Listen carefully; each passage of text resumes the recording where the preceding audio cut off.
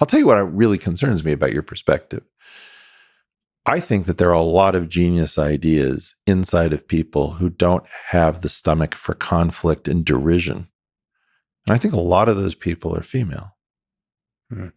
And I think that until we come up with a world in which we can swat down the trolls, where we can actually cause the trolls not to ruin everything. And I don't necessarily mean by shutting them up. I don't necessarily mean by being brutal to them, but somehow separating off people who are working and people who are trolling. I think that we're losing a huge amount of human genius, in part because women in particular are not necessarily going to push an idea if it results in 10 years of being derided. Very few men are willing to do that either. But there are some of us who are so dumb that we will pig-headedly stick to an idea for 10 years, even if the world collapses. I don't think that there are as many women who are going to make that calculation, even if they know the idea is correct.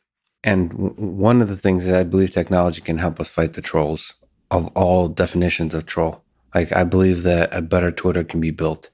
Interesting. I do not. I don't believe that a Twitter successor can be built that solves most of the problems. I think you can always improve what we have, but I don't think that converges in something that really works, because I think ultimately the problem isn't Twitter. The problem is us. For example, I recently made a very disturbing realization, which is academics and trolls have very many similar behaviors. Absolutely. It's largely a trolling community. I tend to believe that the trolls are not, it's like the Peter Thiel mini mind idea. Yeah. Which in all of the trolls, there's the possibility of goodness.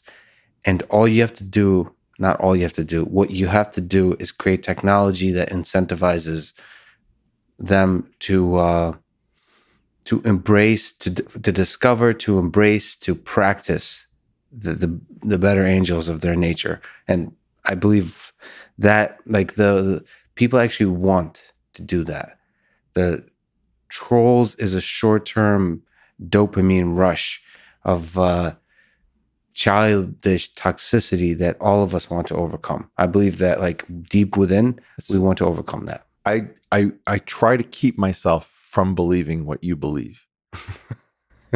Because you'll be disappointed if it's not because true. It's dangerous, because a lot of these people are implacable foes, and there aren't many of them, but when you meet somebody who's like, yeah, I just like screwing people up.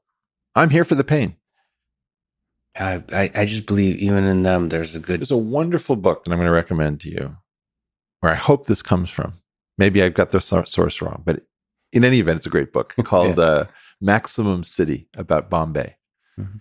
And I believe the conceit is that the author leaves Bombay as a kid and comes back as an adult, and he realizes he has to rediscover the city because he can't live in the city he left.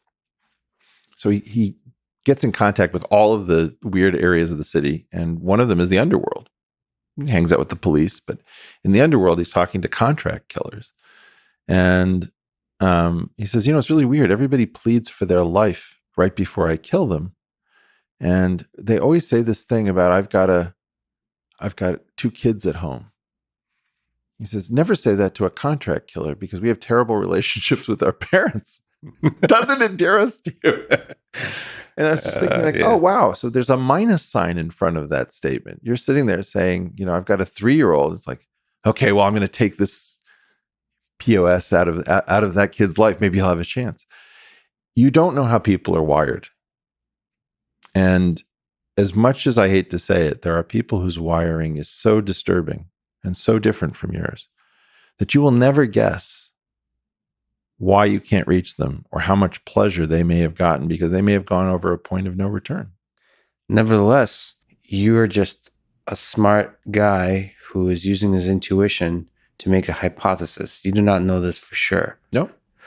And I'm whatever the hell I am, that has a different hypothesis, that even in the darkest human beings that seem to be only full of evil, there's a good person there that could be discovered.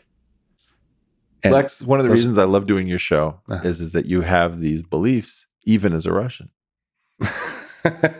Now, The Russian special. as you know, there is a weirdness, which is a total cynicism and total idealism Yeah. locked together, right? That's very much a part of the Russian character.